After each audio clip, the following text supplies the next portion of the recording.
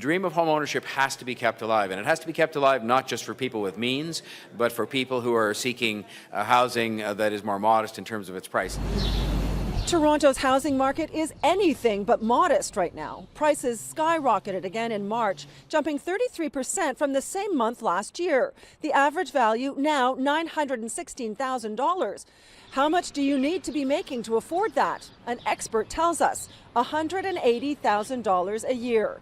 Meanwhile, the average household income in the city, just $75,000.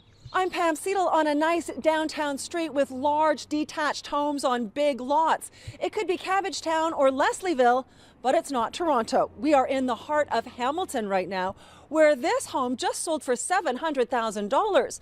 Some might say not bad, but it is Hamilton. Well, the folks I talked to who made the move say they'd never go back. I love it here. Really? And I would never have thought that about Hamilton. Yes. Hamilton's a different paced city. I felt like when I first moved here, I almost felt my shoulders relax a little bit. Yeah. It's just, it's a slightly different animal. Sarah Beatty and Alex Holton are friends and co-workers who lived in Toronto for years. They decided to move their families here because it was just impossible to live there affordably. Sarah and her husband had very good jobs, but sold their condo in downtown Toronto 3 years ago and moved to outside of Hamilton. We sold our condo on the 18th floor for $355, and we bought a huge Edwardian house here for $355. Seriously? Yes. Yeah. And we were able to get 2 cars. Our son is in private school. We had a nanny. I mean, the lifestyle change is completely different. Alex bought his semi for $275,000.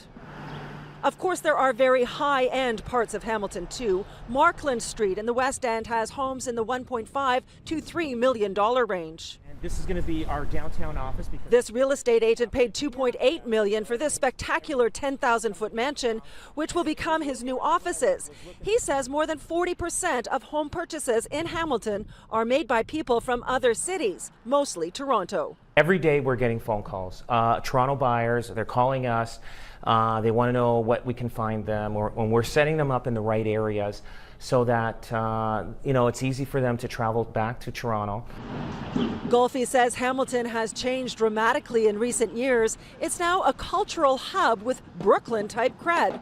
Great restaurants, a great art and music scene. James Street North and Hess Village, a couple of very trendy areas. We're finding that Toronto buyers are liking the century homes, the colonial, the Victorian. Yes. That a lot of character. Right.